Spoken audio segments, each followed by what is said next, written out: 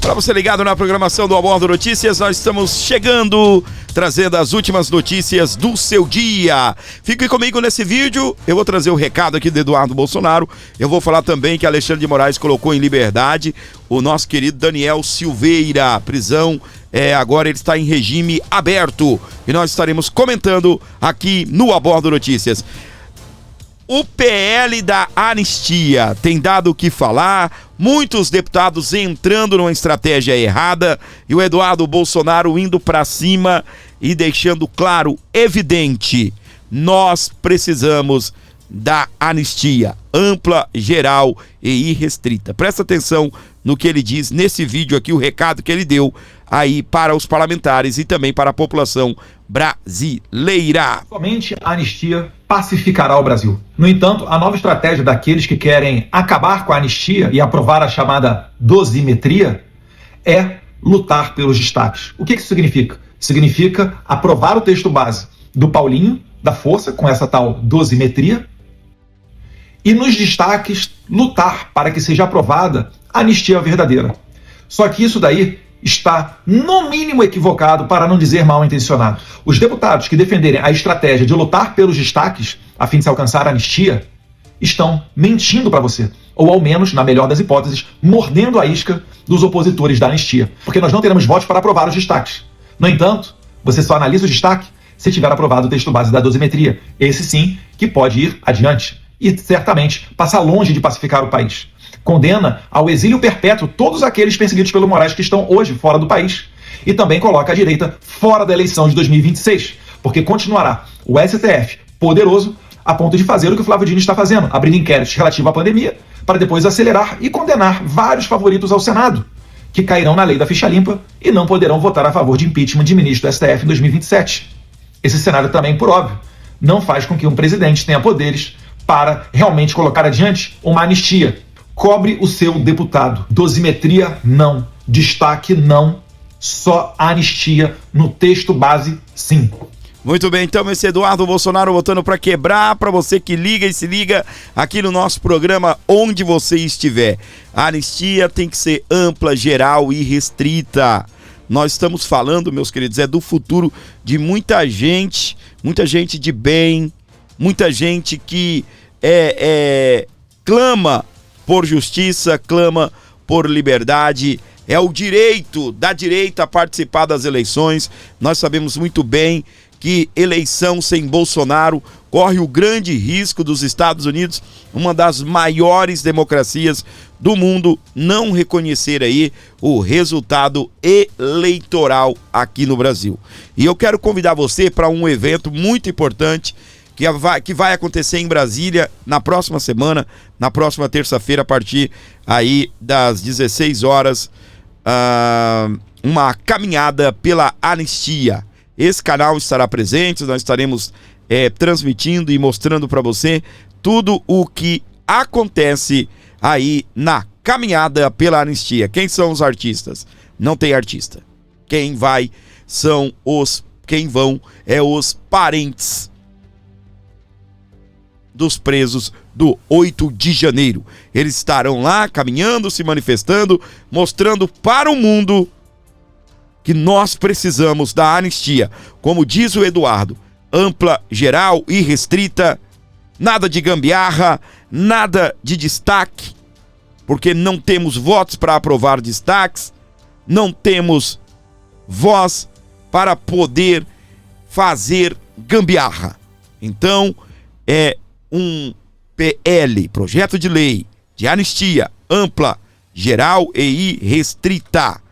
Impressão minha ou intensificaram o meu nome na imprensa? Diz Eduardo Bolsonaro. O deputado federal compartilhou uma publicação do irmão Flávio que desmentiu a fala atribuída a ele em coluna de jornal. Na verdade, eu também percebi isso, né? Eu também percebi isso, que o Eduardo começou a incomodar. Depois que o Eduardo disse que vai ser candidato, mesmo que ele troque de partido, se não for o pai dele, é ele, e ele está batendo forte nesta tecla, eu comecei a perceber que a imprensa, sobretudo esta velha imprensa, a imprensa tradicional, eles estão aí muito afins de citar o nome do Eduardo de forma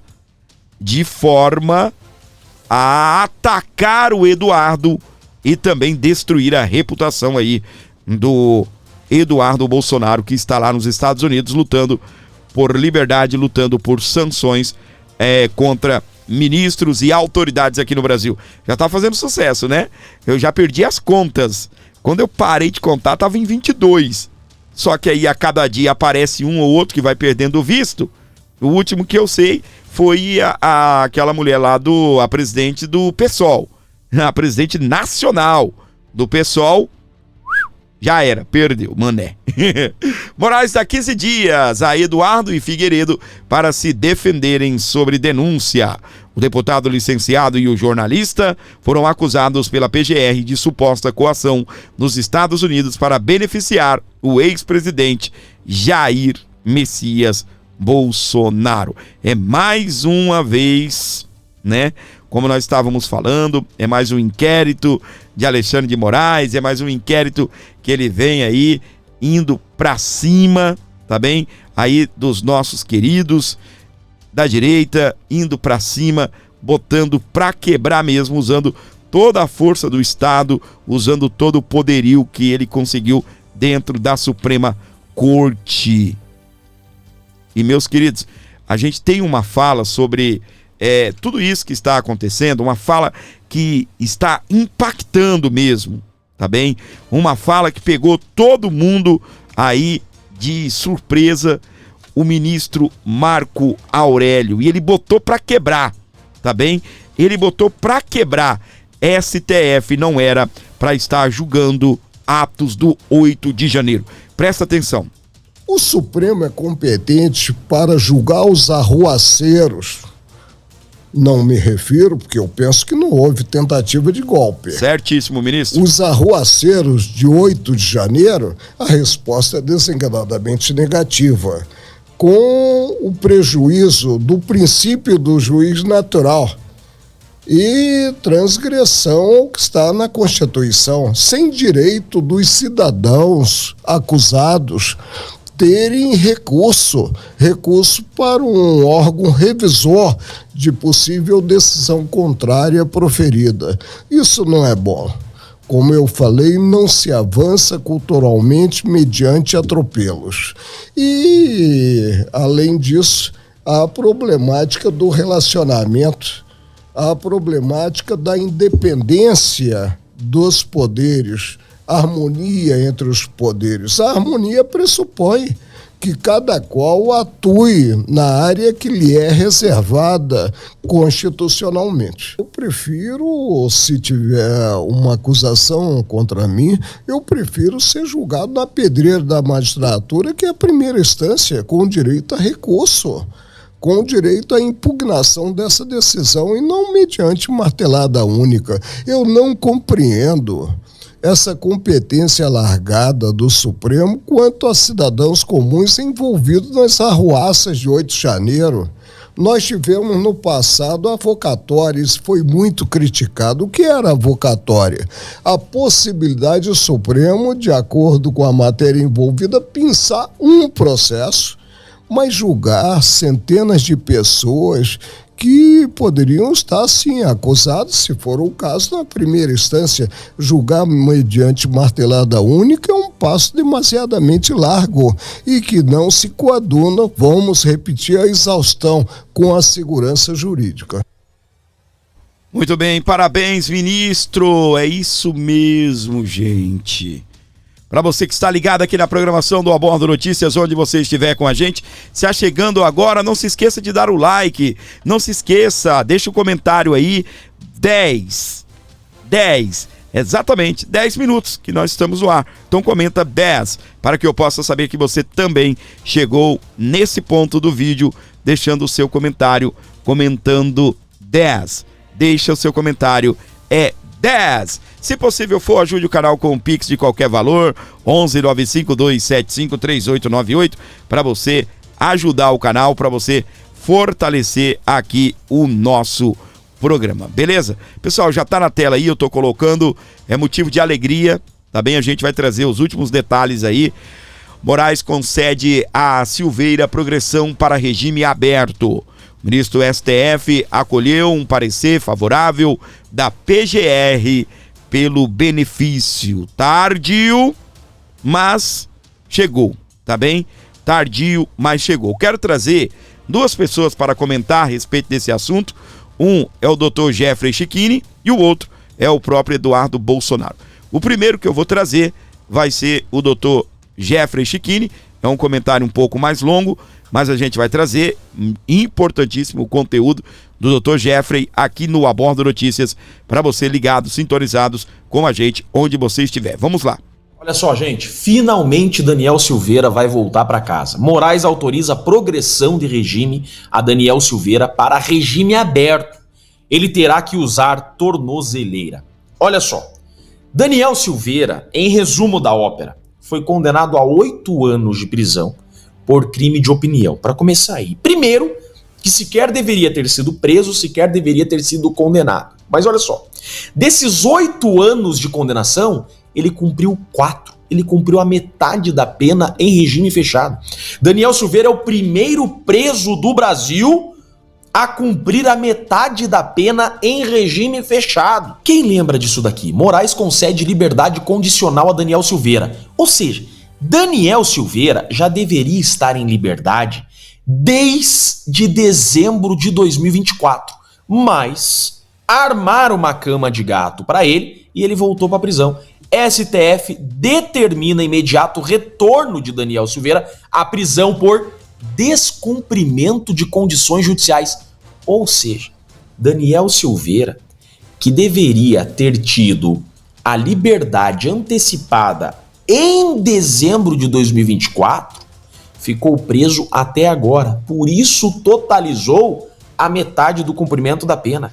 Ele já deveria ter sido solto há muito tempo, mas como ele é inimigo do regime, inimigo do sistema, seguraram ele até onde deu. Ele só será solto agora porque não há mais opção, não há mais como segurar Daniel Silveira, não há mais forma de segurar Daniel Silveira preso. Ele só está indo para o regime aberto porque preenche todos os requisitos para a progressão de regime pro regime aberto. Mas ainda assim, com tornozeleira eletrônica, proibição de usar rede social, cheio de restrições. Se houvesse uma pulga de possibilidade de manter ele no regime fechado, podem ter certeza que ele continuaria, mas não tem mais como, tá? Terá que ir para o regime aberto porque preencheu todos os requisitos objetivos e subjetivos. Ficou mais tempo preso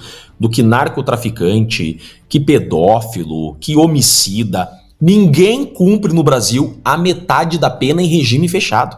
Daniel Silveira, por crime de opinião, obviamente, porque a opinião é contra o regime, ficou todo esse tempo preso. Mas agora está em liberdade, vai para o regime aberto, não é prisão domiciliar, tá? É regime aberto, com tornozeleira eletrônica e não pode sair do Rio de Janeiro sem comunicar. Mas vejam então a maldade que fizeram com Daniel Silveira. Seguraram ele até o último dia que puderam no regime fechado. Finalmente, agora, irá para casa. Você foi convocado para fazer parte do exército Chicchini. O sistema não vai recuar e nós também não. Muito bem, agora é o momento da propaganda, né, do Dr. Jeffrey. Depois você conheça lá, chicchini.com.br, beleza? Aí está a complementação com o nosso querido Dr. Jeffrey Chicchini, que eu acho importantíssimo trazer a opinião dele aqui. É o primeiro brasileiro a cumprir pena nesse país, tá? É o primeiro. Ô Fábio, mas o cara que matou, ele não tá preso há 20 anos? Sim, aí nós estamos falando de crime de flagrante, né? Preso em flagrante, ou, né, o crime que realmente dá cadeia nesse Brasil, né? Agora os outros crimes aí não dão cadeia não, e ainda mais a quem vai recorrendo, né? A 1, 2, 3 instâncias, graus, aí depois vai ainda pro STF, E você sabe, quem cumpre pena também nesse Brasil é só pobre, né? Só pobre, meus queridos. Muito bem, então vamos ouvir o comentário do nosso querido Eduardo Bolsonaro na tela do Aborda Notícias a respeito do regime de liberdade para o nosso querido Daniel Silveira. Meus amigos, não há muito o que comemorar na progressão de regime do Daniel Silveira não, tá? Vale lembrar que ele sequer deveria ter sido preso, quanto mais um parlamentar que tem imunidade garantida na Constituição, sendo preso à noite e tudo mais que se desdobrou daí. É necessário dizer que a progressão de regime para um caso dele, que não cometeu nenhum crime, condenado por não cometer nenhum crime hediondo e réu primário, deveria ter sido dado com 1/6 de cumprida a pena. Ele está tendo progressão agora, depois de metade do cumprimento. Ficar preso além do tempo determinado pela lei configura em abuso de autoridade para quem executa a prisão, no caso, o Alexandre de Moraes.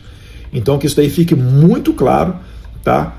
Melhoras ao Daniel Silveira, é claro que isso é menos pior do que ficar preso, mas sempre vale pontuar isso, não está sendo feita justiça. Moraes está sendo pressionado a dar uma relativizada.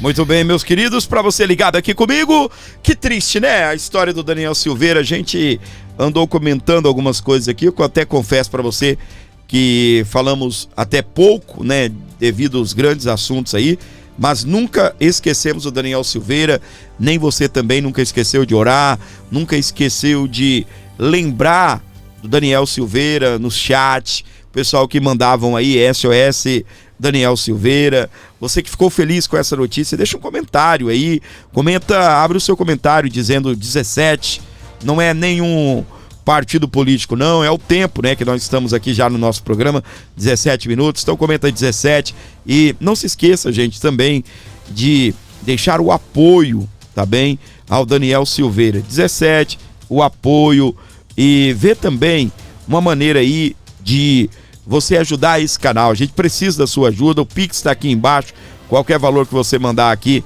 ao nosso programa será muito bem-vindo, obviamente, desde que vindo de coração. Presta atenção nisso daqui, ó, tá na tela. Carlos Bolsonaro critica silêncio da direita depois de quase 60 dias de prisão do pai. O vereador afirma que o ex-presidente vem sendo perseguido implacavelmente desde 2019. Vamos à matéria completa da Oeste e na sequência eu vou trazer os meus comentários aqui. Há quase 60 dias de prisão do ex-presidente Bolsonaro, o vereador Carlos Bolsonaro, filho de Jair, criticou nesta segunda-feira, dia 29, o Supremo Tribunal Federal STF e o considera omissão política de alguns ligados à direita em relação à situação do pai. São quase 60 dias presos, mais 60 dias de tornozeleira eletrônica, incomunicável, censurado nas redes sociais e vigiado por agentes do Estado 24 horas por dia, escreveu no X. Segundo o filho do ex-chefe do Executivo, os abusos do ministro relator, que mais uma vez não cumpre a lei ao não soltar o último presidente do Brasil, já que sequer foi denunciado. Transformam novamente o Estado Democrático de Direito em uma piada de mau gosto.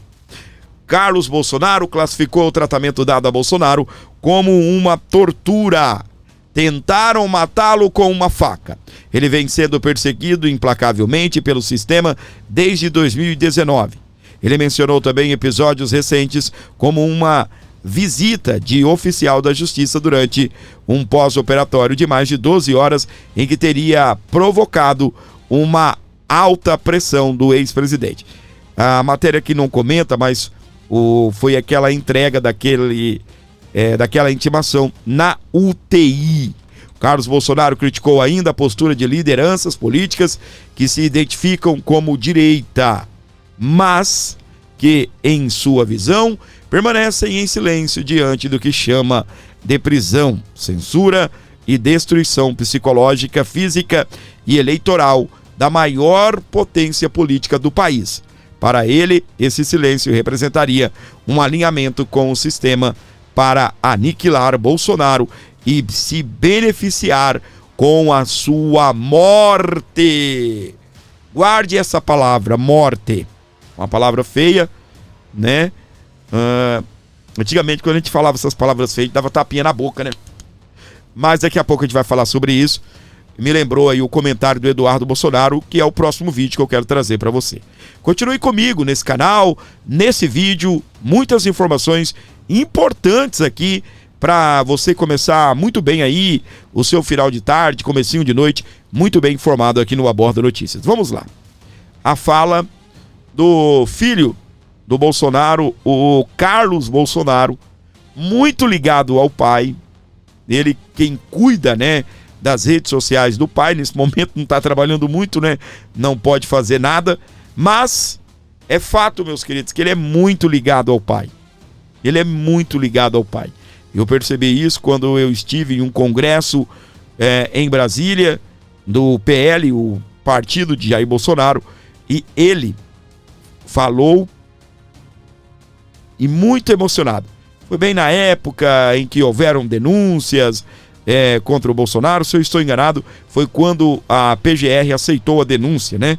Então, o que acontece, meus queridos? O Carlos Bolsonaro tocou num assunto, eu já tenho falado aqui no nosso programa há alguns dias, e vergonhosamente, eu vou ser sincero com você. A gente já pode chamar muita gente de traíra?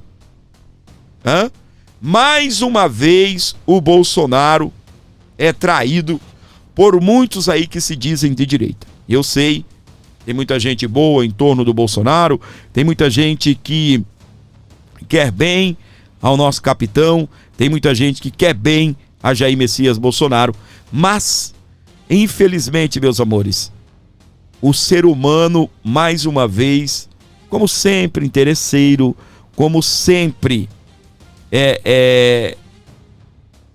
pouca empatia com o próximo, estão geralmente preocupados consigo mesmo, olhando apenas para a sua casinha. E no mundo da política, principalmente no mundo da política, é o que nós mais vemos nos últimos dias. Muita gente abandonando o Bolsonaro, e eu vou falar para você uma coisa, tá bem? Isso não é legal. Não é legal, e não é legal moralmente. A publicidade que se dá a isso é horrível. Muitas pessoas dizendo, tá aí, o Bolsonaro tá isolado, ninguém quer saber dele. Mas, meus queridos, vamos aqui ao que interessa. Eu reclamei algumas vezes aqui. Cadê as manifestações pela prisão do Bolsonaro? Bolsonaro tá preso. Tem muita gente, parece que não entendeu nada. Bolsonaro está preso. E vou falar de novo. Bolsonaro não está em casa, namorando o dia inteiro, tomando sorvete. Não, o Bolsonaro ele está preso. Prisão domiciliar. Você imagina um homem que, eu me lembro muito bem, eu não vou dizer que é o recorde, o máximo, mas eu me lembro muito bem de estar acompanhando um dia uma live e o Bolsonaro iria participar de 7 eventos naquele dia. Já era o 7º evento que o Bolsonaro participou naquele dia. Você imagina um homem que tem a garra do Bolsonaro, a força, a luta por esse país, que ama essa nação como ninguém, que ama esse Brasil. Você imagina alguém como o Bolsonaro tendo que passar por isso, prisão domiciliar. O mais legal, meus queridos, é que a gente está vendo poucas pessoas fazendo, postagens nas redes sociais, poucas pessoas da direita usando a tribuna para defender o Bolsonaro, poucas pessoas ficaram indignadas, tá? Poucas pessoas ficaram inertes à prisão do Bolsonaro. Manifestações nós não tivemos, pouquíssimas. Até lá, naqueles encontros que acontecem no condomínio do Bolsonaro, as orações, às vezes me dá vontade de falar o nome, tá bem? Mas são parlamentares aí bem midiáticos, que nós gostamos, eu gosto, você também, mas eu cheguei a ver gente em cima do palco daquele local onde eles fazem orações, Eu já cheguei a ver gente em cima do palco e simplesmente não falar. Não falar. Outros falaram, mas eu cheguei a ver parlamentar em cima do palco, em cima do carro de som, que não falaram. Simplesmente, não vamos falar não. Gente, por qual motivo? Poucas pessoas, e são pessoas que a gente vê defendendo o Bolsonaro. Mas naquele momento, seria importante a participação da pessoa, para dar o recado. Para quem estava em casa acompanhando, por exemplo, a nossa live, a live do Victor Mota, que está sempre lá. Para quem estava naquele local, e até mesmo, minha gente, para não deixar dúvidas sobre o apoio da direita ao Jair Messias Bolsonaro. Para que o próprio Bolsonaro não se sinta abandonado e também a mídia pudesse enxergar que o Bolsonaro tem os seus aliados e que seus aliados estavam sim e estão sim preocupados com o Bolsonaro. Eu confesso, de verdade, pode ter sido uma expectativa minha, aí ninguém tem culpa da minha projeção, não é? Foi algo que eu pensei, que eu projetei, né? Mas eu penso, meus queridos, que muita gente era para dar dando tapa na mesa, revoltados com a prisão de Jair Messias Bolsonaro.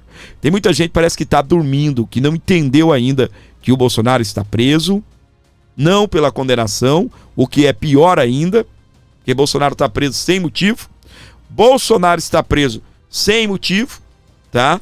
Os motivos que o levou para ficar preso em prisão domiciliar, impedido de sair na rua para tomar um café, não pode circular nem pelo condomínio, não pode ir nem à quadra do condomínio da qual ele mora. Você imagina só, não pode, na verdade, não sair nem para fora de sua casa. E nesse momento, meus queridos, é motivo de muita indignação. E o filho está certo. Talvez o que eu quero é uma manifestação, né, com muitas pessoas clamando: cadê o Bolsonaro?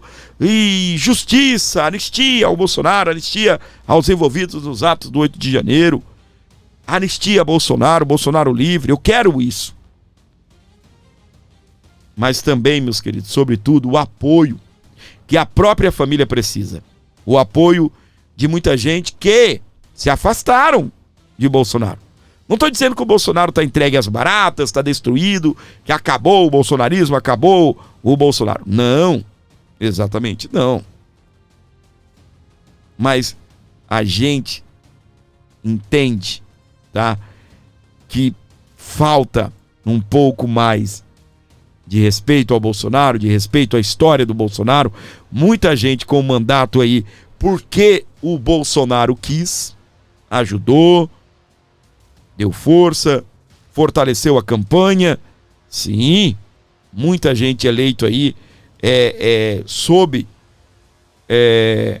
ou debaixo, né, aí da bênção do Bolsonaro. Muita gente que o Bolsonaro pediu voto, muita gente que entrou no movimento, né, direita, extrema direita, como alguns chamam, bolsonarismo. Mas, meus queridos, é fato que tem muita gente abandonando o Jair Messias Bolsonaro no pior momento da vida dele. Isso é verdade, tá? Eu vou trazer um vídeo agora do nosso Eduardo Bolsonaro, mais um, tá campeão hoje de vídeos, hein, Eduardo? E a gente vai trazer para você a fala dele a respeito do pai dele na tela. Vocês viram essa matéria aqui do Globo, do Merval Pereira? Matar o pai. Será que o Globo tá preocupado com Bolsonaro não morrer? Será que agora eles querem que Bolsonaro viva? Ou será que eles querem que Bolsonaro aceite os termos de um acordo para então não ir para a papuda? Eu sempre tenho dito, quando o seu inimigo quer que você faça uma coisa, faça o oposto.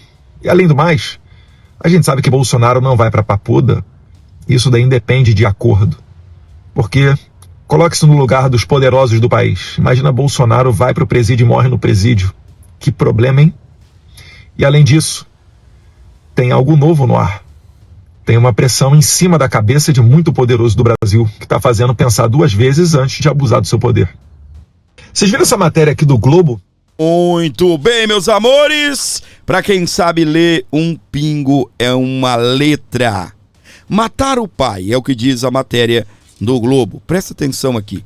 Deixa eu localizar. Aqui. Ó. Aqui.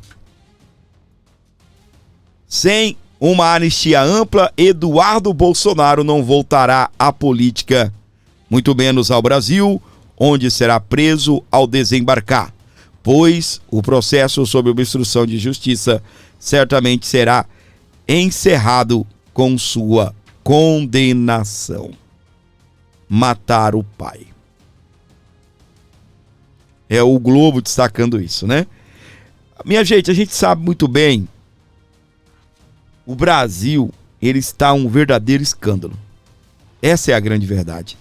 O que nós estamos acompanhando, o que nós estamos vendo é o Brasil Brasil entregue às baratas, né? É um Brasil indo ladeira abaixo, tá? Tanto, muitas pessoas eram para estar dando mais um apoio ao Bolsonaro, muita gente caindo em narrativa do Centrão, caindo em narrativas da esquerda, caindo em conversa fiada, e a gente sabe muito bem que há nesse Brasil narrativas que foram construídas em torno disso. Muita gente dizendo para o outro, né, até, nossa, mas o Bolsonaro está condenado, o Bolsonaro não volta mais. Você vai continuar apoiando o Bolsonaro para quê? Olha só. Olha só. As pessoas esquecem onde estava o Lula. Não estou dizendo que o Lula é um exemplo de superação, não. Mas esquecem. Onde estava o Lula em 2018? Preso, condenado. Tudo pode acontecer, meus queridos. Tudo pode acontecer. Obviamente que o Brasil é o Brasil das coincidências. Coincidentemente, às vezes é um pouco mais complicado, né, a acontecer as coisas para beneficiar a direita. Ultimamente, o povo da direita só tem levado porrada nesse Brasil, né? Ultimamente, ser conservador, meus queridos, é sinônimo de sofredor. É igual alguns times aí, não é? Mas a gente sabe que a gente está no caminho correto. Nós estamos aí na luta. Presta atenção. Tarcísio de Freitas visita Bolsonaro nesta segunda-feira, dia 29. Governador de São Paulo foca a agenda local depois de desgaste com o Supremo Tribunal Federal. Tarcísio resolveu ficar do lado do capitão. Escolheu o melhor caminho, viu, Tarcísio? Governador de São Paulo, Tarcísio de Freitas, do Republicanos, ele se reúne, né, nesta segunda-feira, dia 29, com Jair Messias Bolsonaro em Brasília. O encontro acontece na casa do ex-presidente, onde cumpre prisão domiciliar. Ele almoçou, né, com o Bolsonaro, depois de ser condenado pelo Supremo a 27 anos de prisão por suposta tentativa de golpe de Estado. Será a primeira vez que os dois se veem desde a decisão do STF. A visita ocorre em meio a um momento de silêncio por parte de Tarcísio. Ele tem evitado temas nacionais e encontrado sua agenda no interior paulista e se concentrado, né, na sua agenda aí pelo estado de São Paulo. Até o início de setembro, o governador participava de eventos com empresários, fazia discursos com tom nacional e ensaiava falas com cara de campanha. Chegou a subir o tom contra o ministro Alexandre de Moraes do Supremo Tribunal Federal, chamando-o de tirano. Também se destacou ao articular nos bastidores uma proposta de anistia aos envolvidos nos atos do 8 de janeiro. No entanto, a guinada mais dura provocou desgaste com o ministro do STF, Alexandre de Moraes, e ministros também reagiram mal às críticas. Como resultado, líderes políticos começaram a enxergar em Tarcísio um perfil mais radical. A opinião pública também deu sinais de desconforto. Nos bastidores, o governador confidenciou a aliados que perdeu o entusiasmo com uma possível candidatura presidencial em 2026. Segundo o Tarcísio, né, A visita estava prevista para o dia 15, mas foi cancelada depois que Moraes limitou as autorizações do acesso ao ex-presidente. O tribunal apenas autorizou o encontro para esta semana. O Tarcísio, ele deu uma entrevista, ele disse o seguinte: eu vou visitar um amigo e prestar solidariedade a ele. É uma coisa que eu vou fazer sempre, porque tenho preocupação e consideração com uma pessoa que sempre foi muito importante para mim. E o Tarcísio, meus queridos, esses dias, ele tem evitado algumas pautas nacionais, tem evitado falar sobre candidatura, mas mesmo assim, quando alguém pergunta para ele, ele simplesmente diz que não é candidato. Mas, pegando o gancho aí, tá meio tímido essa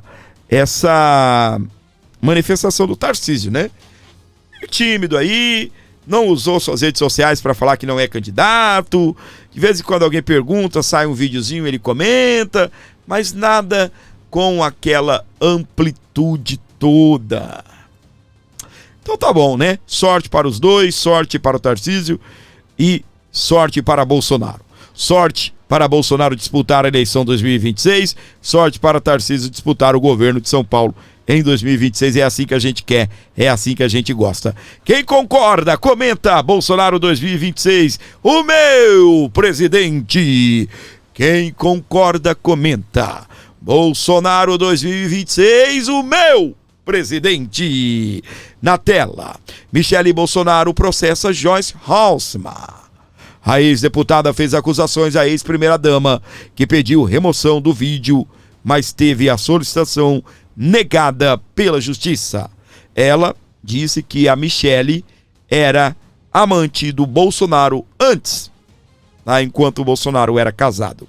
Eu não sei onde a Joyce Halseman quer chegar com tais comentários desnecessários a essa altura do campeonato, tá bem? E tá aí então tentando denegrir a imagem da nossa eterna, querida, maravilhosa primeira-dama, da qual ela não chega nem no chinelo. Tá bem? Joyce Halseman, você não serve nem para dar ali uma escovada no sapato da Michele, tá? Para você ligado na programação do Abordo Notícias, presta atenção nessa notícia. Lula diz que levará Janja para a reunião com Trump. O presidente referiu ao encontro marcado com o presidente durante a ONU para discutir as tarifas dos Estados Unidos aplicadas contra o Brasil. Foi uma brincadeira dele, a Janja disse que não vai, né? Mas foi uma brincadeira. Mas eu fico pensando, né? O encontro Lula-Trump, emocionante será. Não sei se o Trump vai realmente apertar a mão do presidente, chegar num acordo, negociar, ou se o Trump vai humilhar o Lula, assim como fez com Zelensky, assim como fez com o presidente da África do Sul e agora com o presidente da Turquia. Seja bem-vindo, Lula. Vai lá, doutor, você leva a Janja, leva o Haddad também, tá bem? Leva uma galera, leva o José Dirceu, a Dilma, leva aí a gangue completa. Para você ligado, o Rodrigo Constantino, ele fez, aí um resumo e uma análise sobre as falas de Lula na ONU. Discurso de nível DCE, todos os clichês, todas as bobageiras canhotas estavam ali presentes. Acusar Israel de genocídio é um lugar comum na esquerda Free Palestine, que ignora que se Israel quisesse deliberadamente exterminar os palestinos, não tinha mais ninguém para contar a história, haveria um estacionamento na faixa de Gaza. O Israel tem o poder bélico para isso, mas não tem a intenção, ao contrário de muitos palestinos que apoiam o Hamas e que, se tivessem esse poder, já teriam varrido Israel do mapa. Defendeu Cuba, defendeu o diálogo com a Venezuela, disse que é importante separar a criminalidade de terrorismo, protegendo assim o PCC com quem mantém diálogos cabulosos, fez a velha propaganda da aliança Sul-Sul contra os malvadões do Norte, o imperialismo yankee, por aí vai, e foi muito curioso ver esse discurso repleto de clichês esquerdistas sendo feito logo antes do discurso do Trump, em que pese no final ter dedicado ali uns 2 minutos ao Brasil, né? E falado da química com Lula, que abraçou no corredor e por aí vai. Podemos falar disso depois, né? Do complexo vira-latas dos brasileiros esquerdistas, que adoram odiar os Estados Unidos, mas quando vem alguma coisa positiva, eles se derretem todo. Mas o Trump negou cada um dos itens trazidos por Lula. Inclusive, o Lula fechou fazendo propaganda do evento da COP30, que vai ser no Brasil no final do ano, e o Trump esculachou exatamente a pauta ambientalista, disse que o Obama era um hipócrita, que só falava disso enquanto pegava jatinho particular para ir jogar seu golfe, né? O jatinho particular, leia-se Air Force One, né? Que é um jumbo que consome uma pegada de carbono que você precisa de centenas e centenas de pessoas para equiparar. Então o Trump foi apontando a hipocrisia de todos, inclusive da própria ONU, né? Que não serve mais para nada. Ele disse: a ONU só me deu uma escada rolante quebrada e um teleprompter que não funciona. Né? Então é basicamente a isso que se resumiu a ONU hoje. Ô, Lacombe, nós temos em imagens, eu não mandei aí para a equipe, né? Mas eu vou falar aqui de cabeça. Nos últimos 10 anos, as condenações da Assembleia Geral da ONU, as condenações formais, foram mais ou menos assim. Venezuela, 0. Cuba, 0. Rússia, numa época em que invadiu a Ucrânia, que caiu nas graças da turma progressista globalista, né? 29 condenações. Irã, 10 condenações. Chega em Israel, 179 condenações. E nada chega perto. Rússia é o segundo lugar, com 20 e poucos. Então, assim, no mundo em que tem Venezuela, Irã, Rússia, Afeganistão, China, a ONU dedicar o grosso das suas condenações à pequena democracia que tem respeito às minorias no Knesset, seu parlamento, inclusive com muçulmanos, drusos representados, que tem a maior parada gay do mundo em termos relativos à população em Tel Aviv, que tem as mulheres empoderadas desde Golda Meir, que tem a alternância de poder entre esquerda e direita, mas que nenhum dos grupos políticos questiona que tem que se defender dos vizinhos hostis. Israel é como se fosse o capeta na Terra. A gente tem que concluir, diante desses fatos, que a ONU foi tomada pelos petrodólares árabes, que ela foi tomada pela ideologia canhota antissemita. Ninguém mais sério leva a ONU a sério. Mas o discurso do Lula, feito sob medida, foi para agradar essa patota da ONU. Da turma que, se dependesse deles, nós estávamos falando alemão desde a década de 40. Né?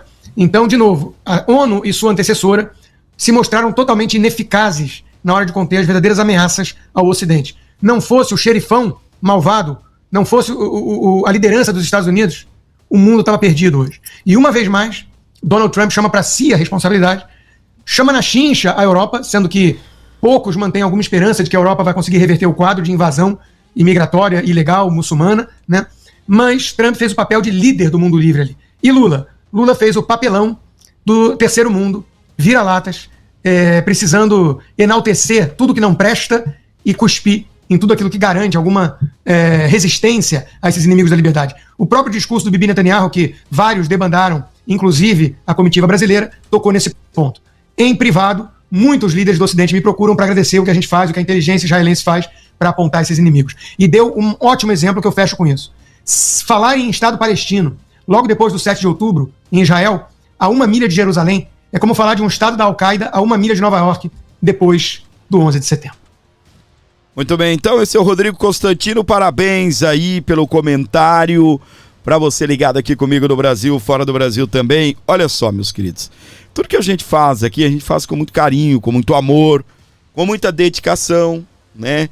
Antes de eu vir aqui, eu me preparo aproximadamente por 2 horas, aí no caso de um vídeo gravado eu levo em torno de 1 hora para gravar, depois mais uns 40 minutos para preparar o vídeo para até chegar até você. Quando é live, mesma coisa, 2 horas, às vezes até 3, para fazer a live com 2 horas de duração, e aí preparar corte para o dia seguinte, preparar todo o material para você, e tudo isso dá um trabalho danado de fazer. Mas Fábio, e por que você faz? Porque eu sou ricamente gratificado. Porque Deus tem abençoado e existe algo muito maior do que dinheiro. Algo muito maior do que simplesmente um Pix que você manda. A gente está lutando por uma causa, a gente quer ver esse Brasil cada dia mais livre e feliz, tá bem? Hoje a nossa realidade é essa, amanhã ou depois a gente vai reagindo ao que for mudando nesse país, e aquilo que precisa ser cobrado, aquilo que precisa ser também elogiado. Dentro do governo Lula, eu não tenho intenção de elogiar ninguém, não tem nada pra gente elogiar, a gente sabe muito bem disso, mas principalmente dentro da direita, que ultimamente a gente tem se deparado com algumas pessoas que não gostam, que a gente critica. Mas uma coisa eu vou te dizer: quando for para criticar, eu vou criticar. Quando for para elogiar, eu vou elogiar. Eu não estou aqui para só prestar continência, tá bem, a quem eu acho que está errando. E não. Acertou, vou dar os parabéns, vou comemorar, vou vibrar. Não vou ficar fazendo críticas por criticar, mas vou estar sempre junto, fazendo aquilo que os amigos fazem, né?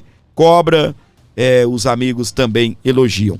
Então, minha gente, ajuda o meu programa com um Pix de qualquer valor. Você pode dar uma moral aqui no canal, você pode abençoar o Abordo Notícias. Qualquer valor que você mandar aí será muito bem-vindo, obviamente, desde que seja assim de coração, né? Desde que você faça isso com aquele sorrisão estampado no rosto, com aquele amorzão, tá bem? Então, ajude, fortaleça o nosso programa. Eu ainda vou deixar aqui uns 15 minutos do programa, do último programa que eu fiz, falando sobre o escritório de advocacia de Alexandre de Moraes. Tentaram aí dar um golpe na Magnitsky, mas parece que não deu muito certo. Presta atenção aí, tá na tela. Para você ligado aqui na programação do Abordo Notícias, olha isso daqui, meus queridos. Eles brincam com a sorte, hein? Depois de ser incluída na Lei Magnitsky, mulher de Alexandre de Moraes abre novo CNPJ. Como assim, Fábio? Pois é, meus queridos, eu sempre digo que o Brasil é o Brasil das coincidências. Coincidentemente, há um novo registro, tá? De um novo CNPJ da família Moraes. Só que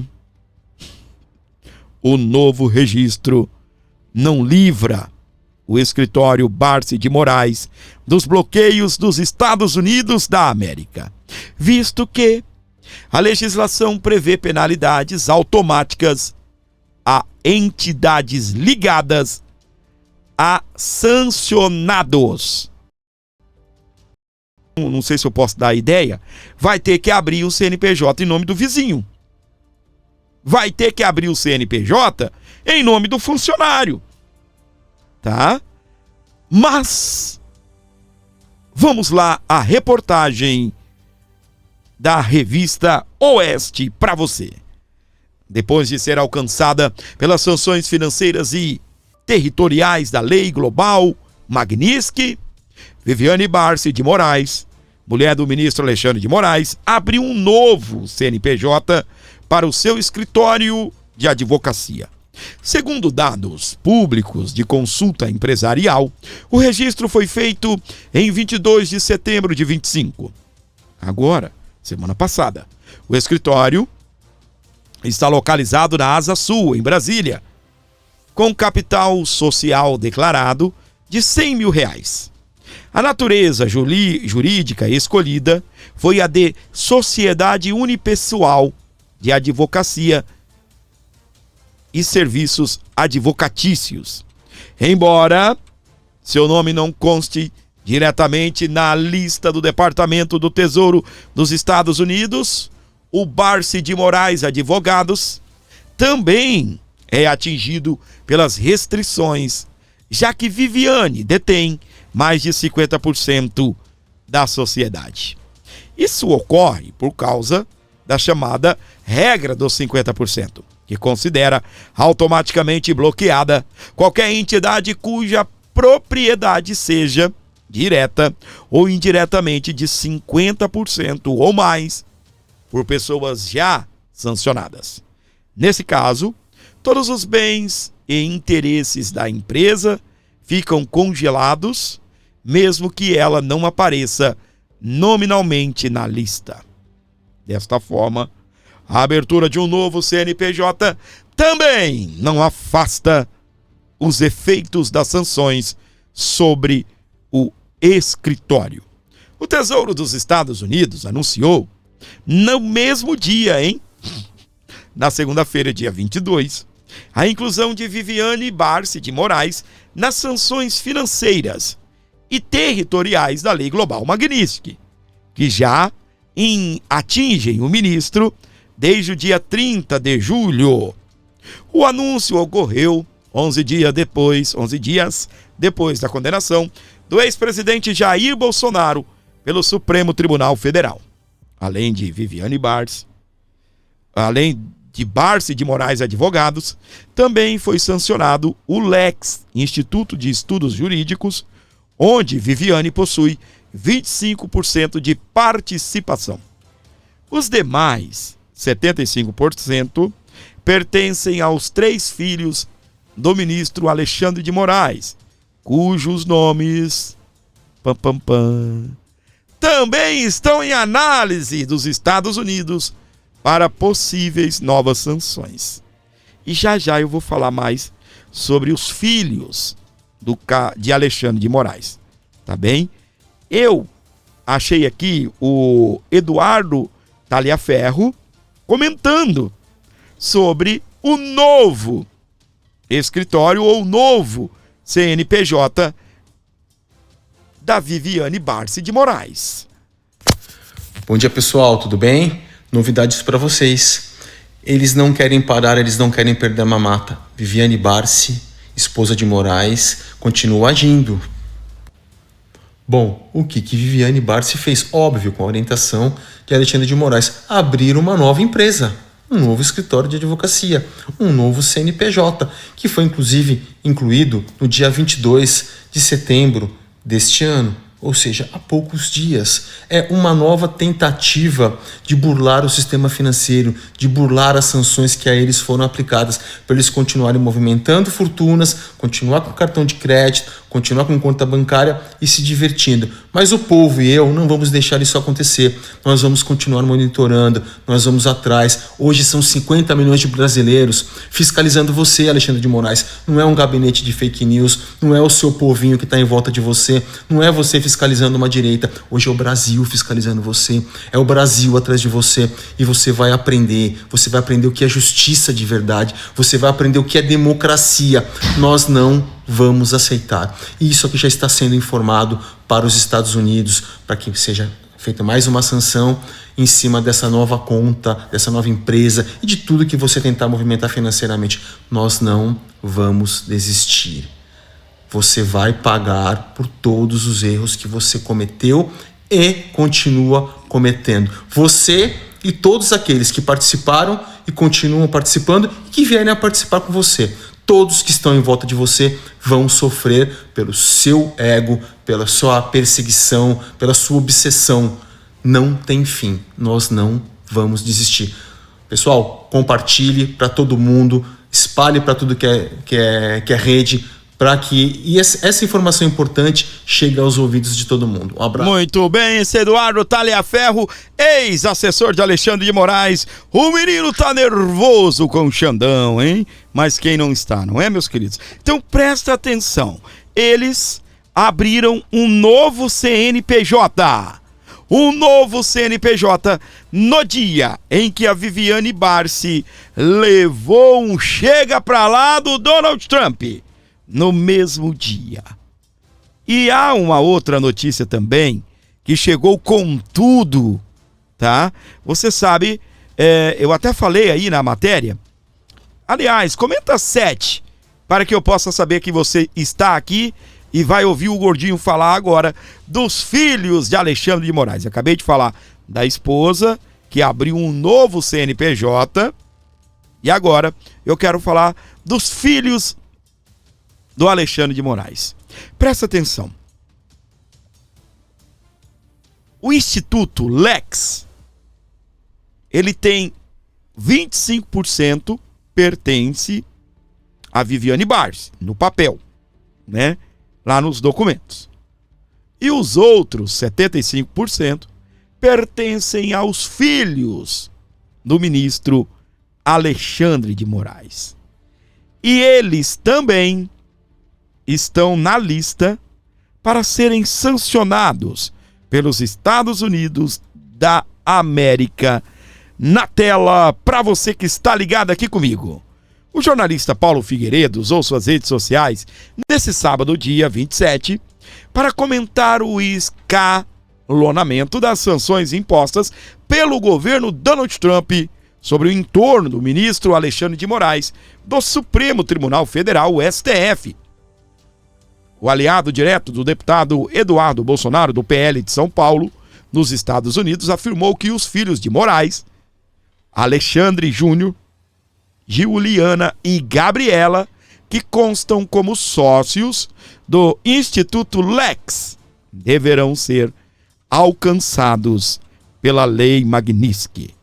Paulo Figueiredo, no entanto, sinalizou que há etapas na retaliação contra os detratores das liberdades no Brasil e seus pilares de sustentação. Uma coisa que talvez as pessoas desconheçam é que há mais do que base jurídica suficiente para a extensão da GloMag, a Magnitsky, aos filhos, os 3 filhos de Alexandre de Moraes. O Alexandre Júnior, a Giuliana e Gabriela. Os 3 sócios do Instituto Lex com 25% cada, e também no Barsi Moraes Advogados, foram mapeados, mas ainda não sancionados. Talvez porque os Estados Unidos tenham entendido que é bom haver etapas para escalonamento das retaliações. Então, meus queridos, tá aí, nós estamos esperando também um novo conjunto de retaliações, tá? Que já foram anunciados, que alguns ministros da Suprema Corte poderão, tá, ser sancionados pela Lei Magnitsky. Um deles está deixando a presidência do STF. A partir de hoje, dia 29, né? Já é o último dia dele, que é o ministro Luiz Roberto Barroso, tá? O Barroso vazou uma conversa de que ele poderia deixar o STF, tá? Assim que ele deixasse a presidência. O engraçado, o gozado, é que ele negou isso. Segundo ele, não, estou feliz com o meu trabalho. Só que, meus queridos, ele confessou que ele está pensando mesmo em deixar a Suprema Corte. E segundo ele, não, que isso, imagina, não tem nada a ver com a possível sanção dos Estados Unidos. Segundo ele, não tem nada a ver não, né? Mas vamos acompanhar o relato do ministro da Suprema Corte, o agora ex-presidente Luiz Roberto Barroso. Presta atenção. Olha, sair do Supremo é uma possibilidade, mas não é uma certeza. Eu não tomei essa decisão ainda. Não Quando tomou. a minha mulher era viva, eu tinha esse projeto, tinha esse compromisso com ela. Ela já estava doente, mas a gente ainda tinha a pretensão de passear um pouco e ter uma vida um pouco mais leve. Essa motivação eu já não tenho mais. Então, eu verdadeiramente estou pensando no que fazer. Eu, às vezes, tenho a sensação de já ter cumprido o meu ciclo e, às vezes, tenho a sensação de que ainda podia fazer mais coisas. E estou pesando todos esses fatores. Eu estou te respondendo da forma mais franca possível. É uma possibilidade, mas não é uma certeza. Eu não decidi isso ainda no fundo do meu coração. Existe, nessa sua indecisão, vamos dizer assim, ou nessa sua... ainda não chegou a hora, existe um elemento Estados Unidos, ou seja, os Estados Unidos estão fazendo uma investida contra o Supremo Tribunal Federal? Você está confirmado que o seu visto foi suspenso? Não, nunca tive essa confirmação. Mas não há medo, o senhor não tem medo de ser atingido por essa lei? Eu tenho preocupação, mas isso não tem nada a ver com ficar ou sair. Porque eu não acho que se eu sair ou se eu ficar, eu vou estar mais protegido. O que eu tinha que fazer, eu já fiz. Então, eu tenho preocupações que considero legítimas, mas eu não deixo de fazer nada do que eu acho que eu devo fazer. O Supremo pode interferir na questão dos bancos, ordenar que os bancos mantenham... Muito bem, pra você ligado aqui comigo, entendeu, meu amor? Eu acho que não vai mudar nada, porque o que eu tinha que fazer, eu já fiz. Não tô querendo colocar palavras na boca do ministro, não, tá bem? Mas esse é o ministro que, por ele ser presidente da Suprema Corte, foi cogitado a Lei Magnitsky para cima dele, uma vez que ele foi conivente com os atos que o Alexandre de Moraes cometeu, que os Estados Unidos considerou que ele é um violador dos direitos humanos, tá? Viola as liberdades, censura oponentes políticos, e pode ser que a Lei Magnitsky alcance o ministro, que já as conversas de bastidores é que sim, ele estaria preocupado com a Lei Magnitsky. E que, será que se eu sair, o Laranjão me poupa? Será que eu saindo, o Laranjão desiste de colocar a Magnitsky para cima de mim? Eu devo só esclarecer para você que o ministro falou que quando a mulher dele era viva, ela estava doente, ele pensou em sair da Suprema Corte para ficar mais tranquilo, né, para passear, para curtir um pouco mais a vida, para descansar. Já fiz muito pelo nosso Brasil. Mas, segundo ele, começou a pensar isso de novo. Para quem não sabe, o ministro é solteiro, tá namorando, né? Quem sabe o ministro não quer curtir a Disney, curtir a casa nos Estados Unidos. Ele não pode. Ele tem uma casa de 22 milhões de reais nos Estados Unidos da América e não pode ir lá. Não pode. O ministro não pode ir até a sua maravilhosa mansão de 22 milhões de reais, né? Algo ali de 4 e pouco milhões de dólares, que agora o ministro não tem o direito de gozar, tá? Aí desse patrimônio. Por quê? Porque o ministro também, ele não sofreu a Lei Magnitsky, mas ele teve o visto americano cancelado, meus queridos.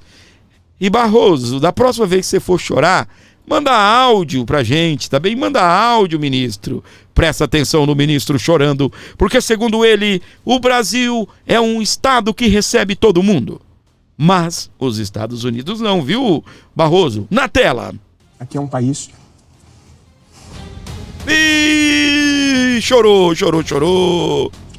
Vai lá. Tadinho dele, né? Sabe o que é, meus queridos? Olha pra mim. Vale a pena, tá? Eu não vou nem colocar segundo os brasileiros, eu nem vou colocar segundo eu, você não, segundo os Estados Unidos, tá bom, ministro? Vale a pena ter passado pano para Alexandre de Moraes. Valeu a pena ter sido conivente nas decisões de Alexandre de Moraes. O ministro já começou a sentir. O próprio Paulo Figueiredo diz que é importante as coisas irem acontecendo às doses. O fumo ir entrando devagarzinho. Segundo o Paulo Figueiredo, é importante.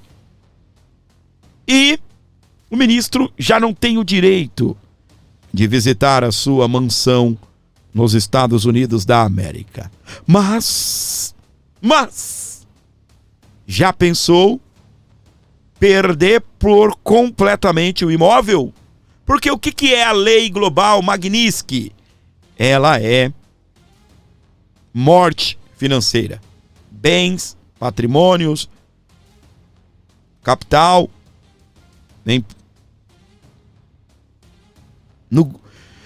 no país, né? Em território norte-americano, vai ficar melhor assim. Bens e capitais em território norte-americano a Magnífica dá uma lambida, sabe? Bem assim, ó. Já era. Já era. E aí, adeus Viola. E é por isso, minha gente, que o ministro está dando declarações, dizendo que, eu acho que já fiz muito pelo meu Brasil, eu penso em deixar a Suprema Corte. Meus queridos. Então, tá bom, né? Na tela do Abordo Notícias, a gente vai continuar falando agora dos ministros da Suprema Corte. Vamos continuar falando aqui também sobre a anistia, a guerra, pra gente ter essa anistia, tudo que tá rolando nos bastidores. Olha só, o Senado enviou um parecer que admite a possibilidade de impeachment no STF. Informações foram enviadas ao Supremo para instruir 2 ações que tratam da interpretação constitucional da lei de 1950. É só o que faltava eles quererem dizer que o Senado não pode fazer impeachment, né? O Senado encaminhou nessa semana ao Supremo Tribunal Federal, STF, um parecer em que considera constitucional a lei do impeachment de ministros da Corte. O texto defende que a legislação de 1950 cumpre determinação da Constituição ao prever os crimes de responsabilidade e estabelecer o rito processual, segundo a agência Senado. A Casa, por meio da Advocacia do Senado Federal, ainda ressalta que a possibilidade de afastamento provisório e de redução temporária do salário não representa afronta às garantias da magistratura, pois tem caráter transitório. O relatório também destaca que a permissão para qualquer cidadão apresentar denúncia fortalece o princípio republicano e reforça o controle social sobre as autoridades. O processo de impeachment não se destina a rever ou punir decisões judiciais, mas sim condutas graves e de desvio de função ou abuso, caracterizadas na lei como crime de responsabilidade. É o que relata o documento. Em sua parte final, nesse sentido, o controle político não sobrepuja a independência judicial. Ao contrário, a responsabilidade política é compatível. Jesus is the King.